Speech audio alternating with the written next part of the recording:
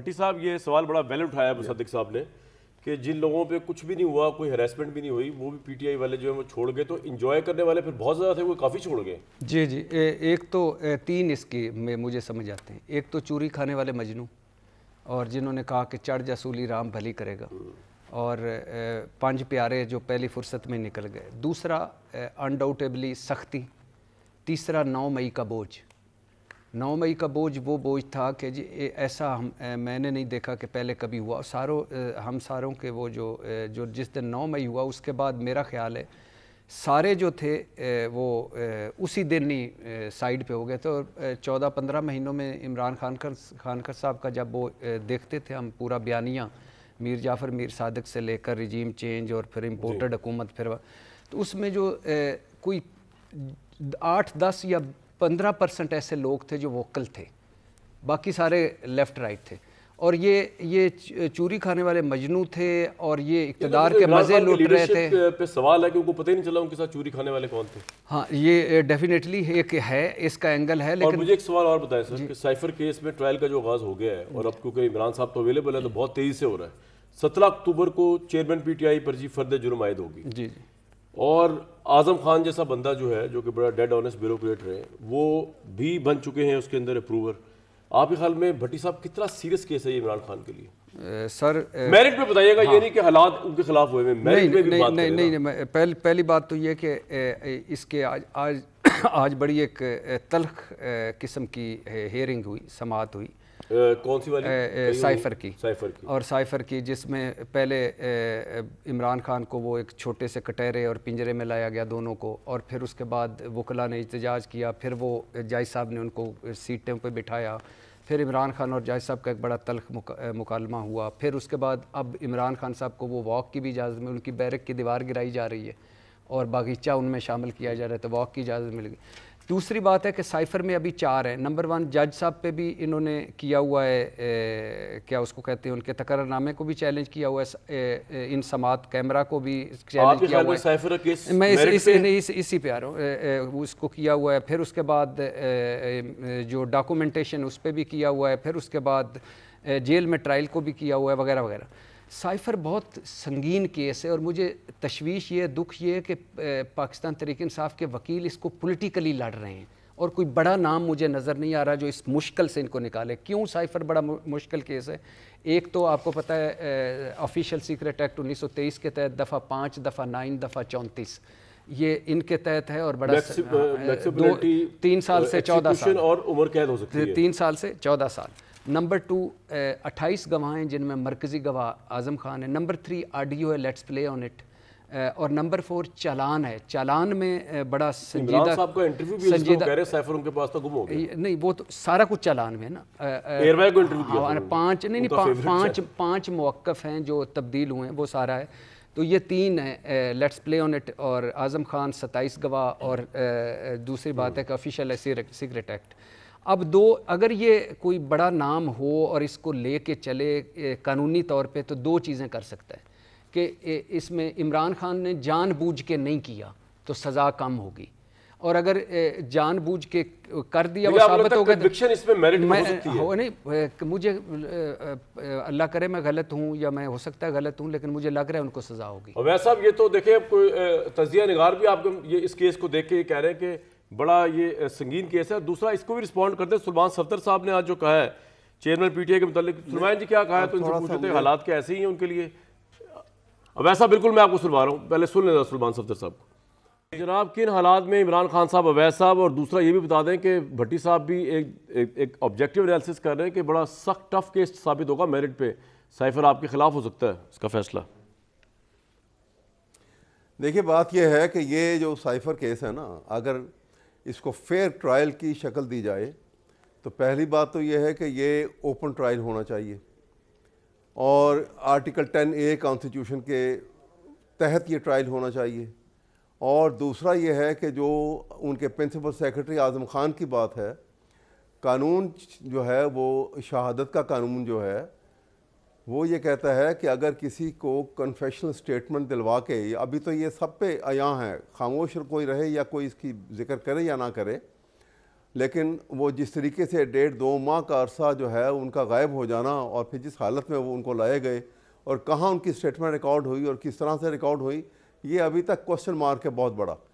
Question یہ ہے کہ جب کسی کی کنفیشن اسٹیٹمنٹ ہوتی ہے انڈیپینڈنٹ اسٹیٹمنٹ کے ساتھ، اس کی کرابوریشن نہ ہو، اینڈ دیٹ ٹو ٹوٹل پورے کراس ایگزامینیشن کے ساتھ، تو اس کی کوئی حیثیت نہیں ہے۔ This is what the law Cs.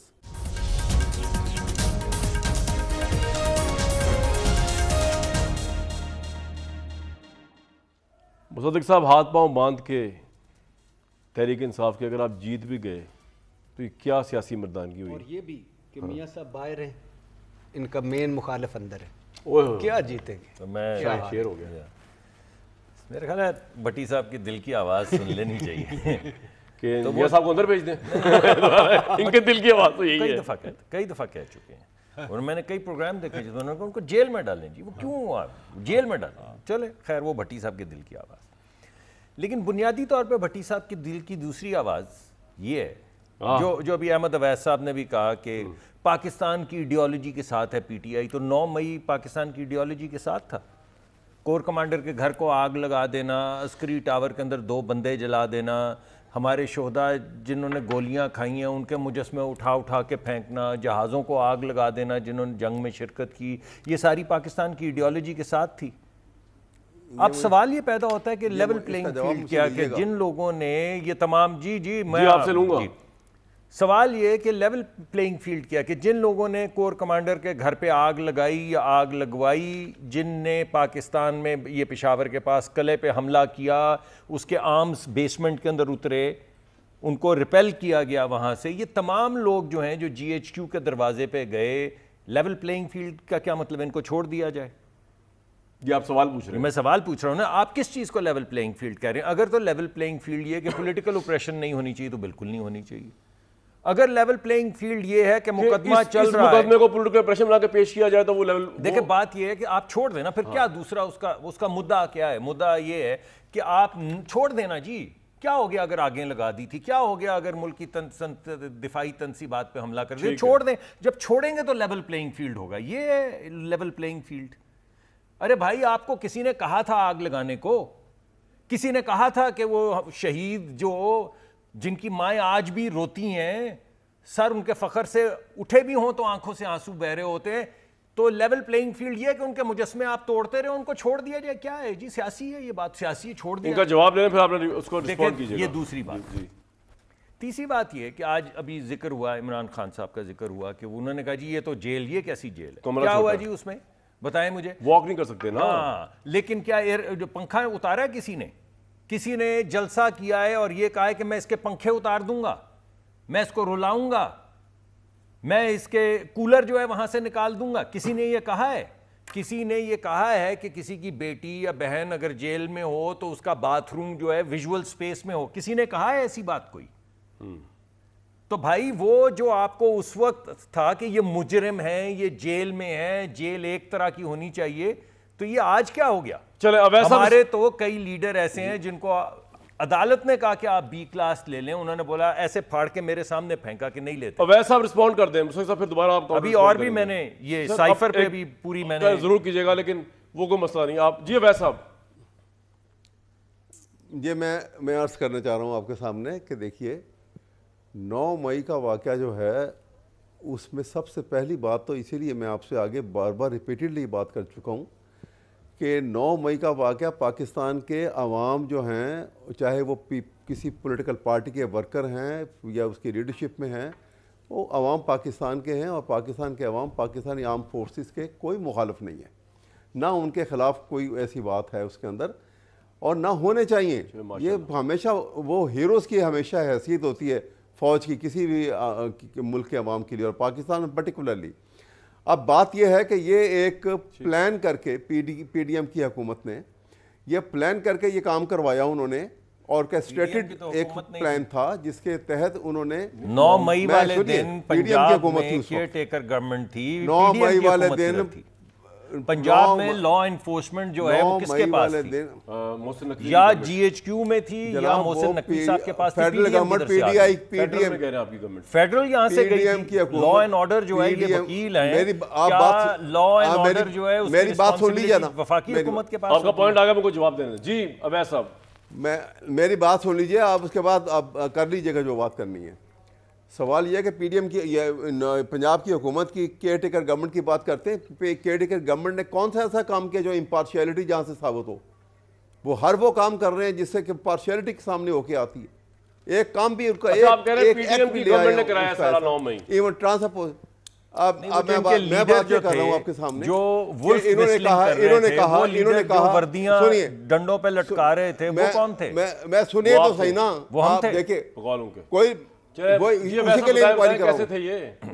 जिस दिन मैं बता रहा हूँ ना, इसलिए कि जिस दिन ये एक जुडिशियल इंक्वायरी हुई, हमने गड्ढे में चढ़ाई भी थी, वो तो आईजी का मुलाजिम नहीं इसीलिए था। नहीं करवाई गई। तो आपका लीडर है नहीं, वो आप डिनाई कर रहे हैं कि वो जो लोग बाहर निकले थे वो आपके लीडर हैं।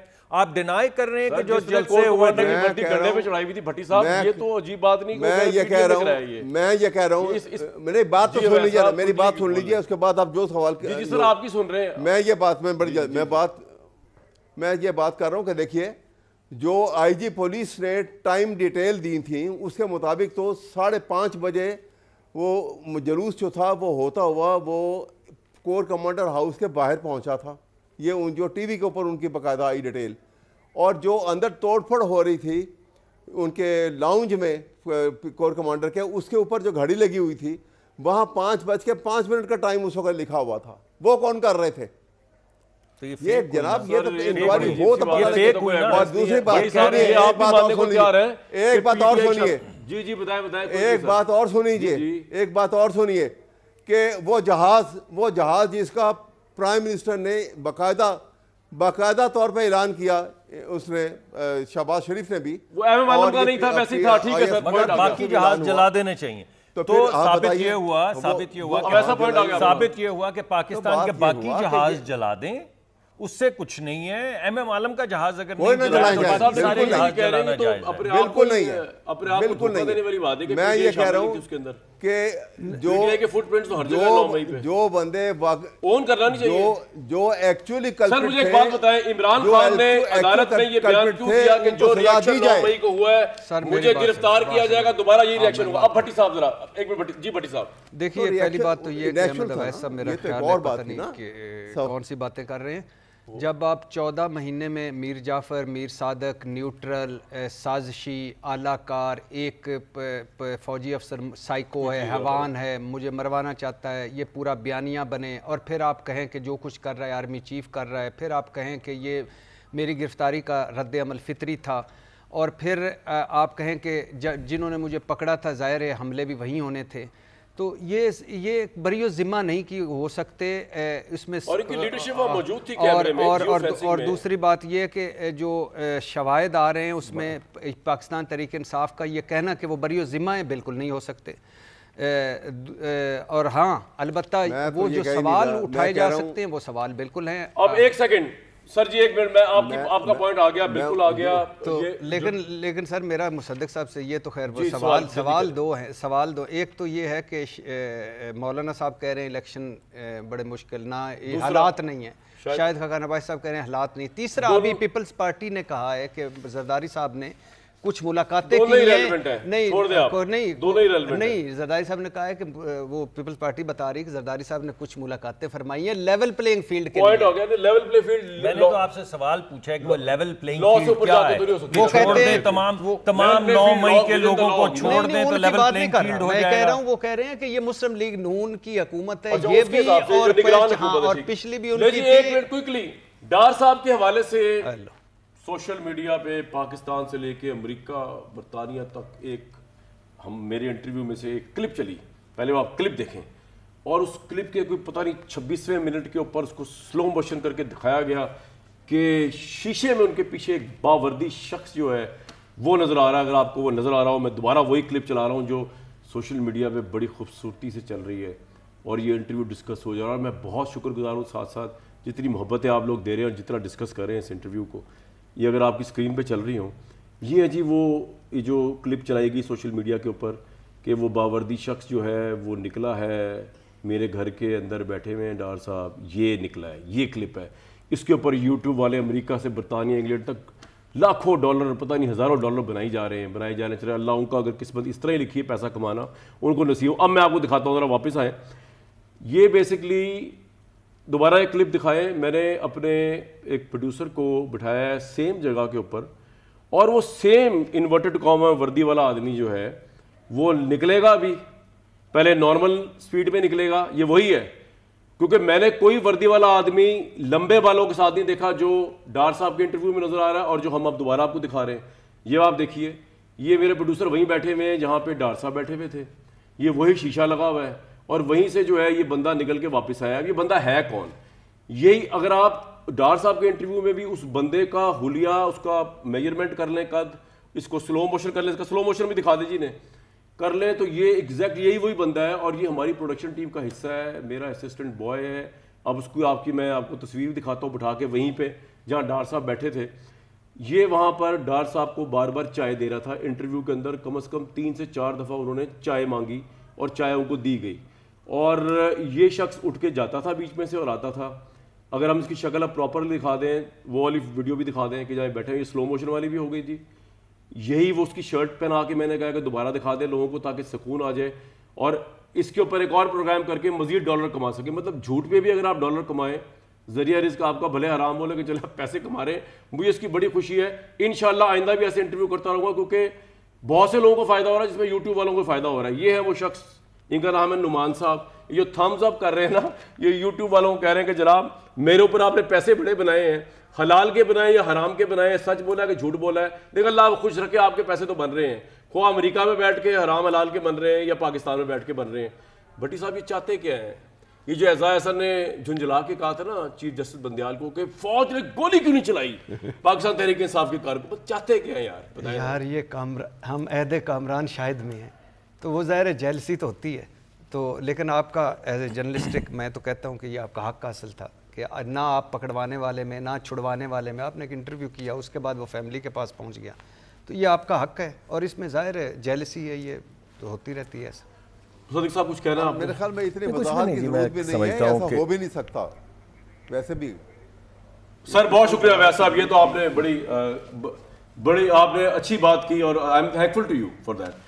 مصدق ملک صاحب جی میں یہی جو احمد اویس صاحب کہہ رہے تھے یہ کہنا چاہتا کہ یہ مضحکہ خیز باتیں ہیں کہ جی پیچھے کوئی افسر چل رہا ہے, یہ کیسی عجیب سی بات یہ کر رہے ہیں. بریک کے بعد اب تو اویس صاحب نے میرے حق میں بڑی اچھی بات کہی, زیادہ خلاف نہیں میں بڑے اچھے آدمی ہیں, حدی ہو گئی ہے. ہم تو منہ پہ مانتے ہیں, یہ نہیں کہ پیٹ پیچھے کریں کسی سے پیسے پکڑ لیں. میں تو ویسے ہمیشہ سے احمد اویس صاحب کے ساتھ, آپ بھی کہیں میں ظاہر ہے, لیکن اویس صاحب کے نظریوں کے ساتھ ہم نہیں ہیں بھائی. ایک بریک لوں گا جسی کے اوپر.